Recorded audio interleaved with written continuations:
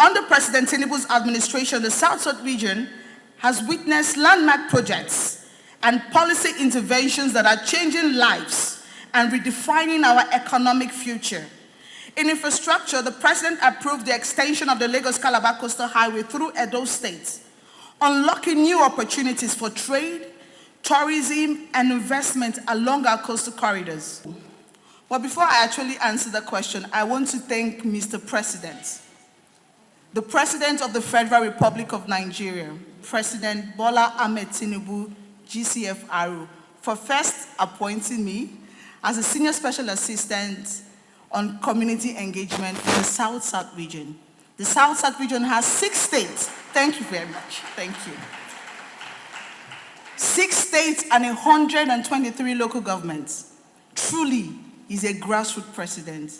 And this is what the Renewed Hope Agenda is about. Thank you very much, Mr. President. Like I said earlier, most people will ask, why 2.0? Why launch another wave when the first edition sets new benchmark for what is possible in the South South? The answer is simple. Progress never stands still. 2.0 means we go further, reach higher, challenge every limit we thought existed, and have strategic conversations that will impact communities, including those who may never step into this venue.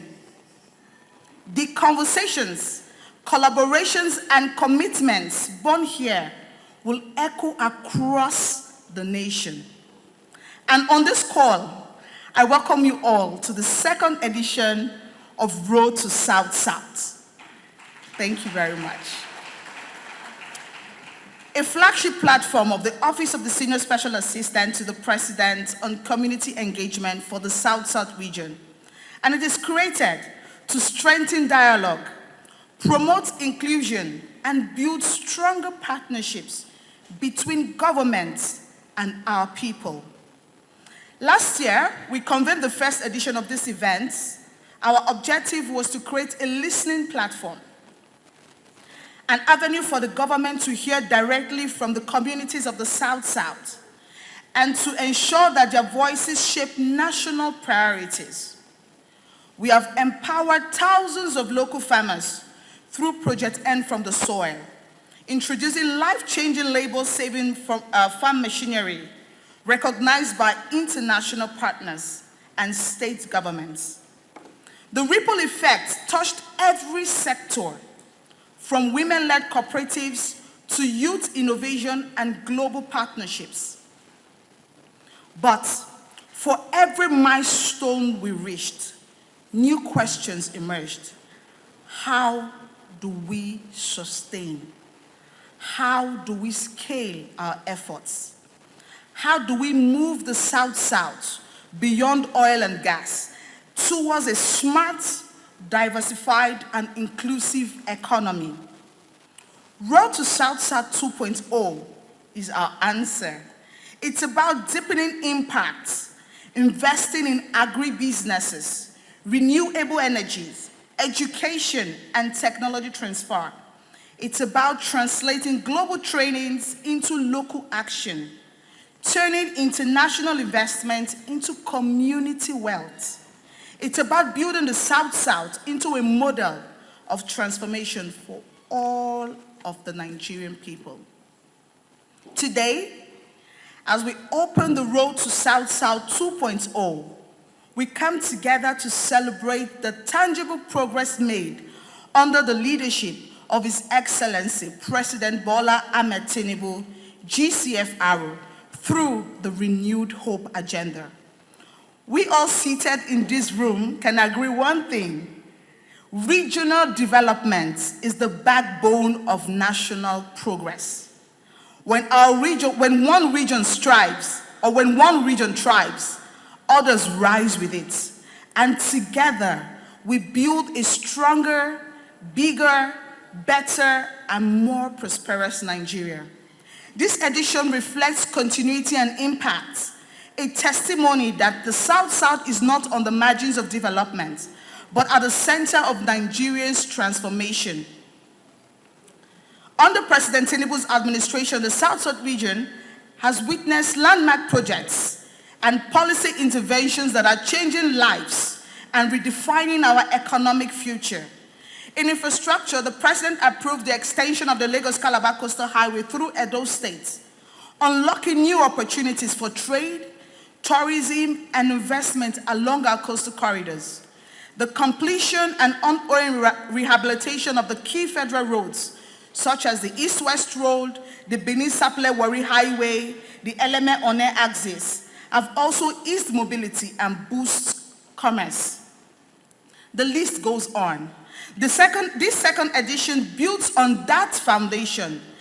It is a space to assess, align, and advance the gains of the Renewed Hope agenda across the 6 states of our region. It will feature dialogue sessions being driven by our young entrepreneurs, women leaders, and traditional institutions. The South South has risen beyond the narratives of neglect, rising through innovation, unity, purposeful leadership. Our mission is to sustain that momentum and to translate government initiatives into measurable impacts at the community level. As we deliberate today, I call all stakeholders, traditional rulers, political leaders, private sectors, civil society groups, diplomatic communities, and our youths to continue partnering with the government in building a prosperous region. The Renewed Hope agenda is not a slogan. It is a shared responsibility development that can only succeed when communities take ownership of it. Let this event remind us that the South South is not only the oil belt of Nigeria, it is the innovation belt, the cultural heart, and the bridge to a prosperous, united nation. This is the essence of the Renewed Hope agenda, putting people at the center, empowering communities, and creating sustainable pathways for collective growth. It is about Nigerians, every community, every voice that deserves to be heard and represented, including the vibrant people of the Yala-Ogoji community, Urobos, Itakas, Ijos, Ichakiris, Efik, the Benins, the Akokos, the Asians, the Ibibio, the Isoko, and many others that enrich our South-South heritage. Conclusively, as we open Road to South-South 2.0, let us celebrate how far we have come, acknowledge the challenges that remain, and commit ourselves to a collective future anchored on dialogue, partnership, and accountability. I thank you all for your continued support and patriotism. Together, under the visionary leadership of President Bola Ahmed Tinubu, GCFR, we will continue to build a South-South region that works for all. Thank you, and God bless the South-South region of Nigeria, and God bless the Federal Republic of Nigeria. Thank you.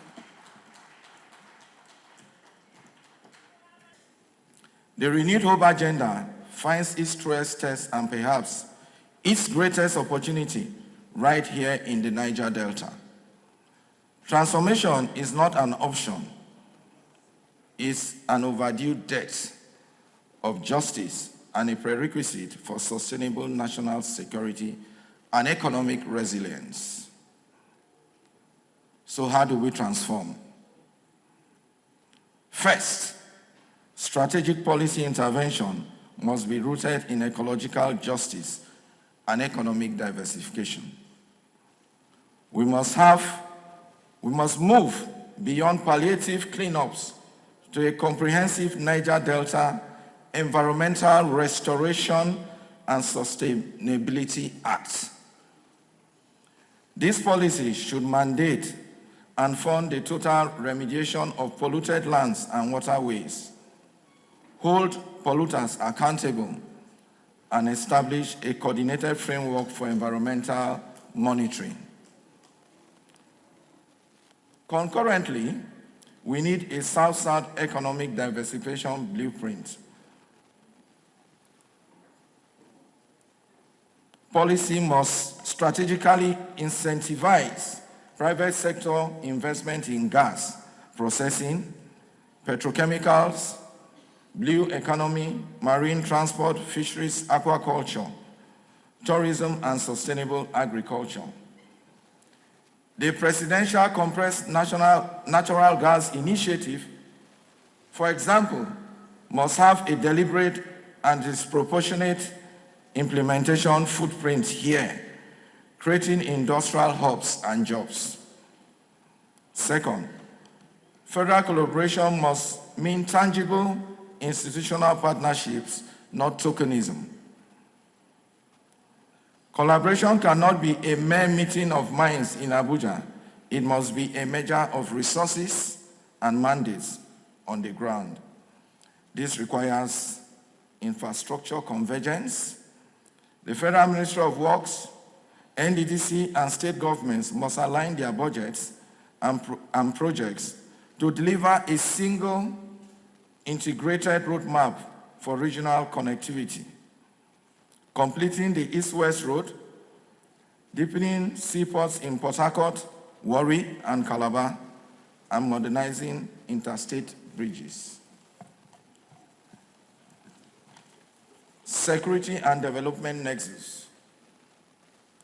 The armed forces, the police, the NSA's office must work in concert with the Ministry of Niger Delta Affairs and community-based organizations to design a security architecture that protects critical infrastructure and citizens, while creating space for legitimate economic activity and dialogue.